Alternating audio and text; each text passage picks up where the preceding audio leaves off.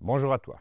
Mon nom est Pascal Borel et je te parle de la Riviera lémanique aujourd'hui. Je suis descendu en plaine car j'ai toute une série d'activités demain, samedi et dimanche.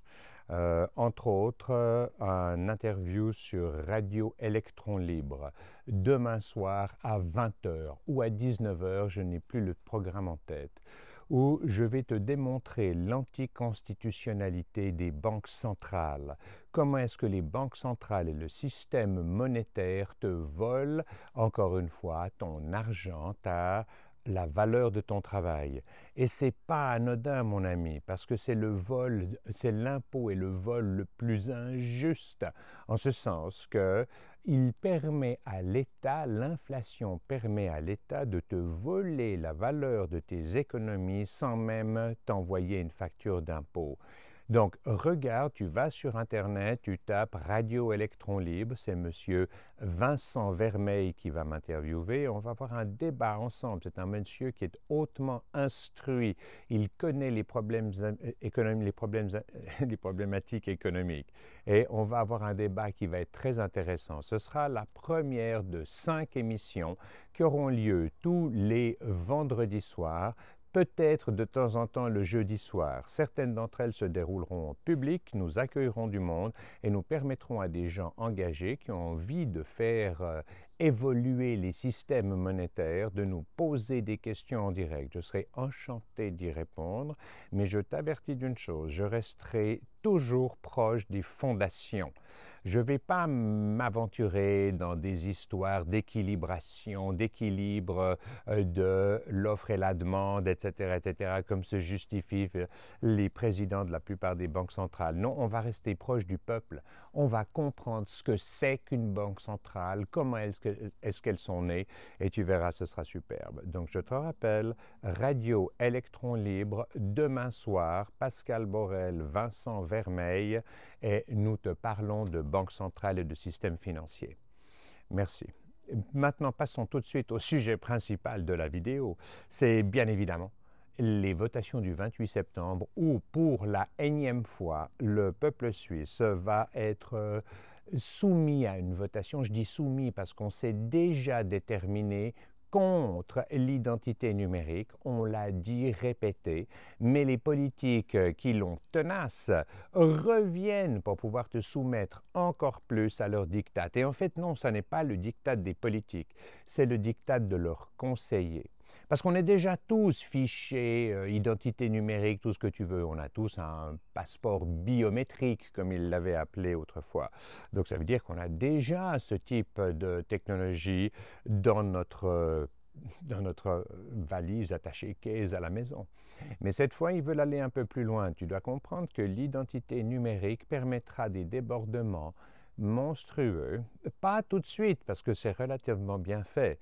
Donc on ne va pas te le proposer en termes de débordement dans le domaine de ta santé, dans le domaine de l'éducation de tes enfants, dans le domaine de ta capacité à dépenser ton argent. Mais c'est bien ce à quoi ça va servir à terme. Au début, non, mais comme la loi ne détermine pas précisément comment est-ce que l'État peut utiliser ton identité numérique, tu penses bien que quand il aura un outil comme celui-là à sa disposition, il va en faire profiter l'industrie pharmaceutique. On va te gérer les pandémies, on va t'obliger à te vacciner. Si tu as dépensé trop d'argent selon leur goût, au moment où on aura des monnaies électroniques uniquement et qu'on t'interdira le cash, on saura que tu as trop dépensé par rapport à l'essence et on t'interdira d'acheter de l'essence pendant une semaine. On te contrôlera de A à Z. Donc c'est clair qu'il faut voter non à l'identité numérique. C'est clair que tu veux garder ta liberté, ton identité, tu ne veux pas partager absolument tout ce que tu fais avec tes dictateurs, nommément le néolibéralisme démocratique d'aujourd'hui. Non, non, tu dois voter non à l'identité numérique. On s'était déjà prononcé en tant que peuple suisse, mais le fait est qu'ils reviennent à la charge. C'est la technique des petits pas. En fait, c'est toujours la même chose, c'est comment s'accaparer de la valeur de ton travail. Et ils essayent de te masquer la forêt avec un arbre aujourd'hui qui s'appelle impôt sur la valeur locative. Je te rappelle que l'impôt sur la valeur locative que payent tous les propriétaires était un impôt qui a été subrepticement glissé dans le système dans les années 1915-1920. C'est un impôt qui a plus d'un siècle. Et il est resté parce qu'il devait ne durer que quelques semaines. Oui, mais on ne va pas cracher sur quelle que soit la source de revenus, on ne va pas cracher dessus. Donc, résultat des courses, plus d'un siècle après, il est encore en vigueur. Mais si l'État était honnête, il devrait te rembourser cet impôt avec une rétroactivité de un siècle. Mais bien entendu, on ne va pas le faire. Il n'y a pas de petit profit pour l'État suisse. Non, on va continuer à arnaquer les citoyens comme on l'a fait sur les taxes douanières imposées aux produits US entrant en Suisse. Et nos conseillers fédéraux n'ont même pas été négociés alors qu'ils savaient qu'ils avaient 3 mois pour se séparer de revenus dont ils se sont accaparés de façon obscène en faisant payer les Suisses, parce que chaque fois qu'il y a des taxes douanières sur des produits importés, c'est bien entendu l'État qui empoche, c'est le citoyen qui paye, c'est encore une fois une taxe qui vient s'ajouter à ce que tu payes déjà en impôts directs, en impôts indirects, en inflation, en dette que tu payes, bien entendu, sans t'en rendre compte. Donc, bref, c'est une obscénité. Donc, on vient te dire, ah non, mais on va t'enlever la taxe sur la valeur locative. Oui, mais en même temps, on va te mettre une nouvelle taxe sur les résidences secondaires. Ça paraît plus juste parce qu'évidemment, ça ne touche que de riches propriétaires, entre guillemets. Mais quand est-ce que tu vas comprendre que les seules civilisations qui ont un futur sont celles devant lesquelles on est tous égaux devant la loi, devant la Constitution, devant la fiscalité et devant la valeur de l'argent, aujourd'hui maîtrisée par les banques centrales. Mais tant que tu comprendras ça, tant que tu ne comprends pas ça, nos civilisations n'ont aucun avenir, nos systèmes de gouvernance n'ont aucun avenir. Mais nos hommes politiques sont tellement stupides, et je pèse mes mots, ignorants des choses de la finance, des choses. Ce sont des gens qui ont une bonne rhétorique, on devrait les mettre sur les planches dans un théâtre pour jouer du Molière, du Voltaire, etc. Mais en aucun cas à la tête des systèmes de gouvernance qui régissent notre qualité de vie. Ils sont totalement ignorants. Ils ne savent même pas comment ont été fondées les banques centrales. On en parlera demain sur Radio Électron Libre. Donc ces gars-là, ils sont en train de remplacer un impôt par un autre. Mais le pire dans tout ça, c'est qu'ils vont toucher à notre constitution suisse pour le faire. Parce que on est tellement... Pour pouvoir faire passer ça, ils doivent nous rendre inégaux devant la Constitution. Donc ça veut dire qu'ils vont toucher à la Constitution pour faire passer un impôt sur les résidences secondaires qui nous rend inégaux devant la Constitution. Et ils devront le faire de cette façon, parce qu'il y a encore un cadre, non pas juridique, mais constitutionnel qui doit s'appliquer. J'entre pas dans les détails. Le fait est que c'est un principe de vase communicant. On te donne un sucre ici, mais on te le reprend immédiatement. C'est comme l'histoire de la vignette autoroutière, c'est comme même l'impôt fédéral direct. L'impôt fédéral, c'était une mesure provisoire. Tu penses bien qu'ils ne vont jamais se passer de source de revenus, quelle qu'elle soit. C'est la même chose pour les taxes d'importation de tout produit. Ils ne veulent pas se passer des revenus qu'ils se créent entièrement artificiellement et de façon obscène sur ton dos. Jamais ils vont revenir en arrière, à part si, enfin, tu lis 2024, tu lis tout ce que je t'ai écrit sur les constitutions, sur les articles constitutionnels qui vont nous rendre tous égaux devant la loi, la Constitution, la valeur de l'argent et la fiscalité. Tant qu'on n'a pas ces 4 mamelles qui sont résolues, trafiquer des petites lois ici et là, mais c'est homéopathique, mon ami. Tu n'auras jamais une vie accomplie si tu ne t'occupes pas des fondations. Et la fondation, c'est d'être tous égaux devant la fiscalité. Et tout le monde a bien compris que pour performer sa mission, un État a besoin de 14 à 17% de la valeur générée par tous les citoyens de la nation, tous les acteurs économiques de la nation. Personne physique, personne morale.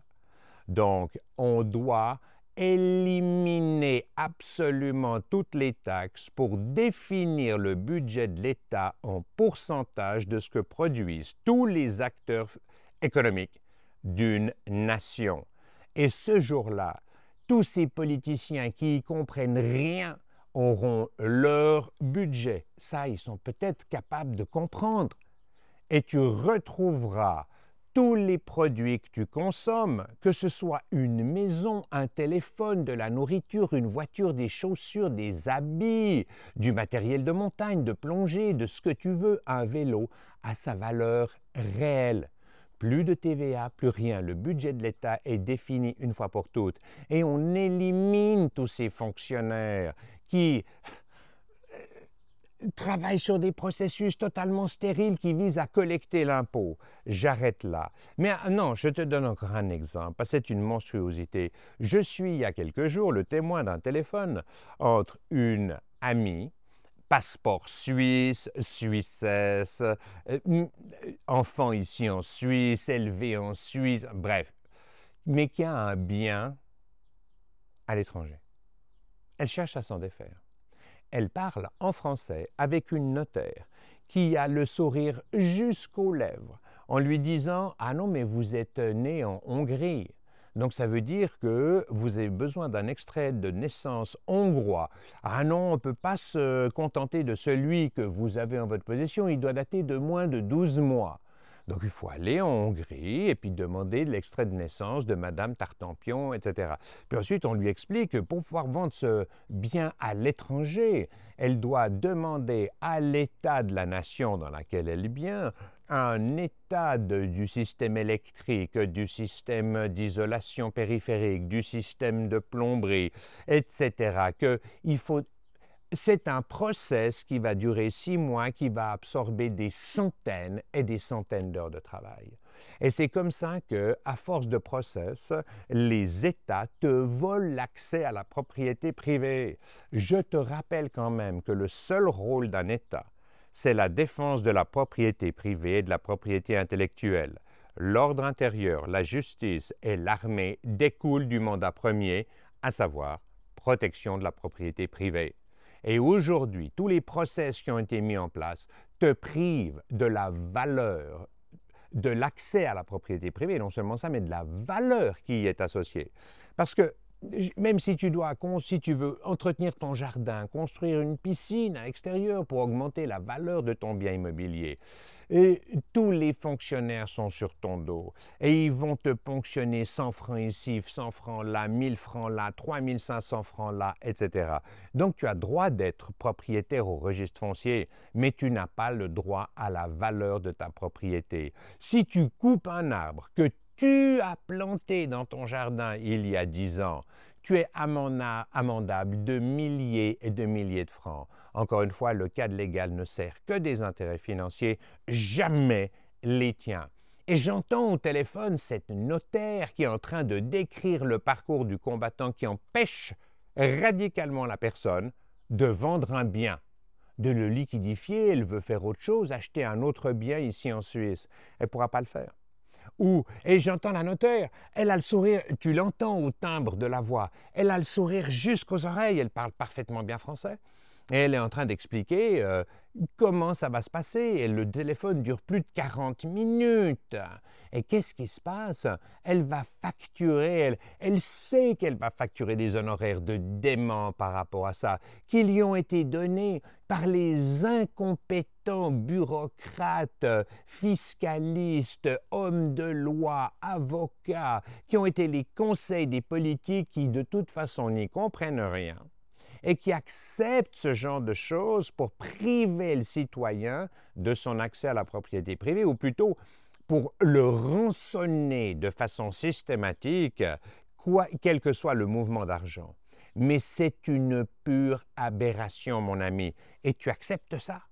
Tu ne lis pas 2024, mon livre qui te donne la clé, qui te donne les clés, la feuille de route qui te libérera et qui te rendra fier de léguer à tes enfants ce que tu as construit, ce que tu laisseras derrière toi. Mon ami, il faut te réveiller. Comme je le dis souvent, il faut 3 qualités. L'intelligence, l'énergie, le courage. L'intelligence, on l'a tous.